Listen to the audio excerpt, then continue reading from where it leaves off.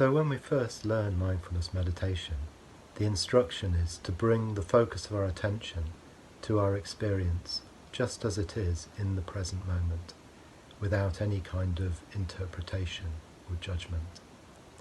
And this is a very, very simple thing, and I'm sure as you've discovered through doing it, it's actually quite a difficult thing to do.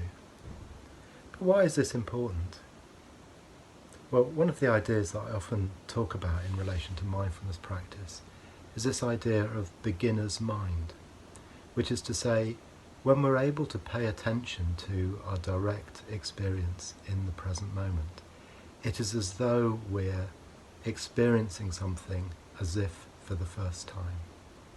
So if we think about when we go to a really beautiful place, when we first arrive, and for a little while after that, we're very, very aware of the beauty and the specialness of the place, the beauty and the specialness of that experience.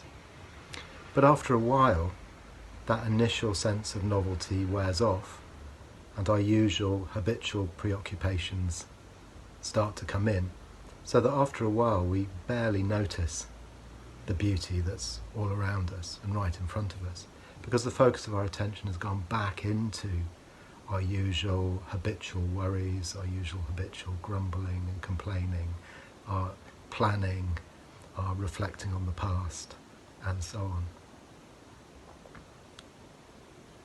And the point is that when we're in this state of distraction, when we're in this state of being caught up with our habitual automatic thoughts, well, that is an experience of dukkha, of suffering, of difficulty. So whenever we're distracted, we'll always, if we investigate our experience, we'll have a sense in the background that our experience is problematic or difficult or even painful. But just in that moment where we're able to come back to direct, present moment experience, there can be a terrific sense of relief, the sense of, well, we're coming back to ourselves, coming back to our lives, coming back to what's real, stepping out of, what can be very painful, very difficult, habitual mental states. So I think there's always a sense of relief and satisfaction when we're able to come back and bring awareness to our direct experience, even if the content of that direct experience might be difficult or even painful. There's a sense of satisfaction in being in touch with something that's real, something that's genuine, something that's true.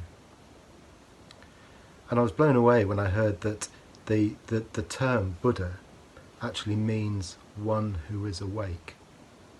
So we can think of this movement of awareness, this coming out of distraction and reconnecting with our direct experience, bringing awareness to our direct experience. We can think of that as a kind of waking up. So when we're in our usual distracted states, it's as though we're sleepwalking, it's as though we're dreaming. But in the moment we can come back to direct awareness, direct experience.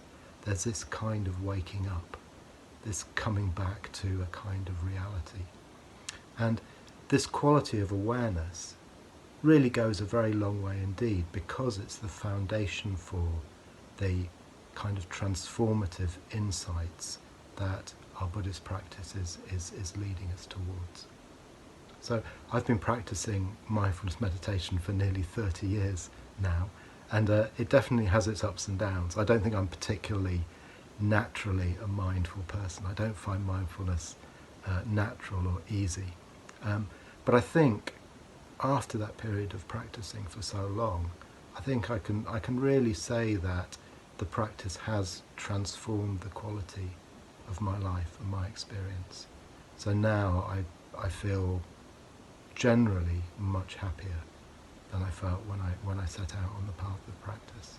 And my life is more straightforward, things go more smoothly for me.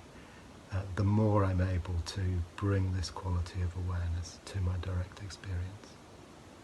So thank you very much for listening.